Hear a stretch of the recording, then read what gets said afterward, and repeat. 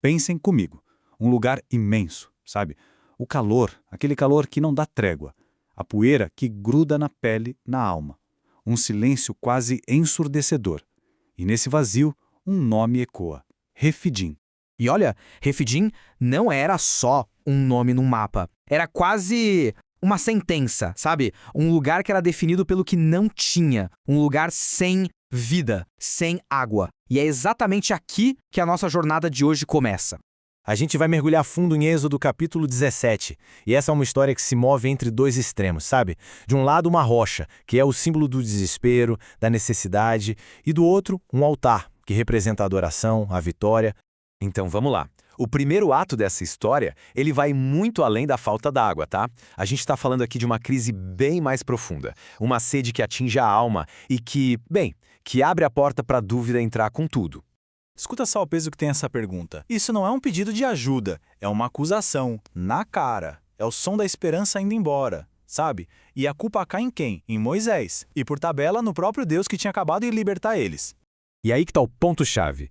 A crise do lado de fora, a falta d'água, ela só botou para fora uma seca que já estava do lado de dentro.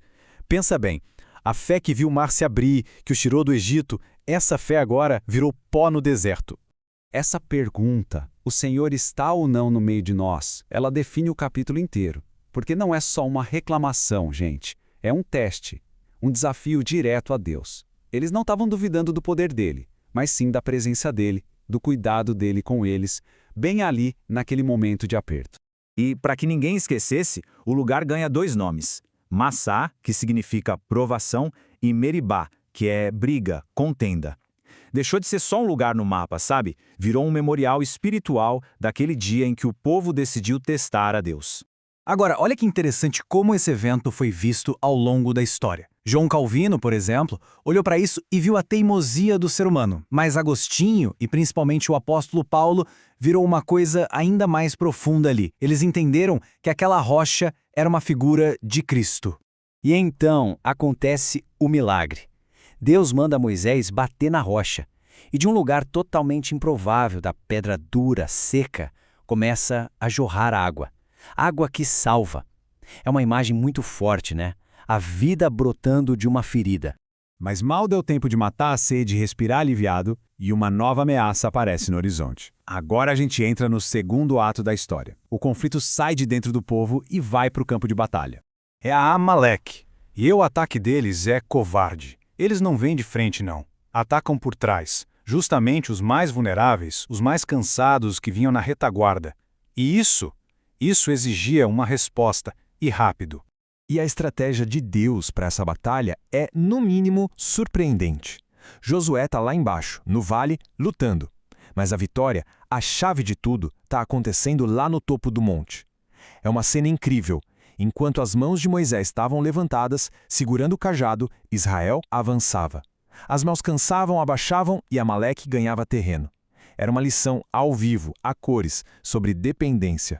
E claro, grandes nomes da fé olharam para essa cena e tiraram lições poderosíssimas. Spurgeon, por exemplo, focou na força da intercessão. Lutero já viu ali uma parceria perfeita entre a nossa parte, a ação, Josué lutando, e a dependência de Deus, Moisés orando. E um resumo fantástico vendo o comentário de Genebra. Deus age, mas isso não tira a nossa responsabilidade de lutar. Enfim, a batalha termina. Israel vence. Mas o final dessa história não é uma festa cheia de orgulho, não. O ponto final é um ato de adoração. Um ato que vai mudar a identidade daquele povo. O que Moisés faz? Ele constrói um altar e dá um nome para ele, YHWH Nissi, que significa o Senhor é a minha bandeira. A gente tem que entender que, naquela época, uma bandeira era muito mais que um pano. Era o ponto de encontro do exército, era o símbolo de quem eles eram, a quem eles pertenciam, era a declaração de poder deles. E essa é a grande virada de chave. Depois de uma vitória daquelas, o normal seria estufar o peito, sabe? Orgulho. Mas Moisés faz questão de direcionar o olhar de todo mundo para a fonte da vitória. A mensagem era clara. Eles não venceram porque eram mais fortes. Eles venceram porque lutaram sob a bandeira certa. Então, quando a gente olha para o capítulo como um todo, fica claro que tudo aponta para algo muito maior. A rocha que é ferida e dá vida as mãos de alguém no alto que garantem a vitória lá embaixo, a bandeira que dá identidade. Cada uma dessas imagens, gente, encontra seu sentido completo em Jesus Cristo. Certo, mas o que essa história tão antiga, lá no meio do deserto, tem a ver com a nossa vida hoje em pleno século XXI? A resposta é simples: tudo. Pensem em Êxodo 17 como um mapa da nossa jornada com Deus. A jornada começa na sede, nos nossos desertos, onde a gente aprende que Deus é quem provê. Depois, ela passa pela batalha, onde Deus nos treina a depender dele. E, por fim, nos leva até o altar, o lugar onde ele revela quem ele é e nos dá a nossa verdadeira identidade. Tem uma frase que resume isso perfeitamente. O deserto não é ausência, é um laboratório. Aqueles momentos de crise, de sede, de luta, eles não são um sinal de que Deus nos abandonou. Pelo contrário, são o laboratório de Deus. É ali que a nossa fé ganha forma. E é ali que a gente vê quem Ele é de verdade, com mais clareza. Lembra da pergunta do povo lá no começo? Será que Deus está aqui com a gente ou não? A grande verdade é que, enquanto eles estavam lá duvidando, a rocha já esperava para dar água.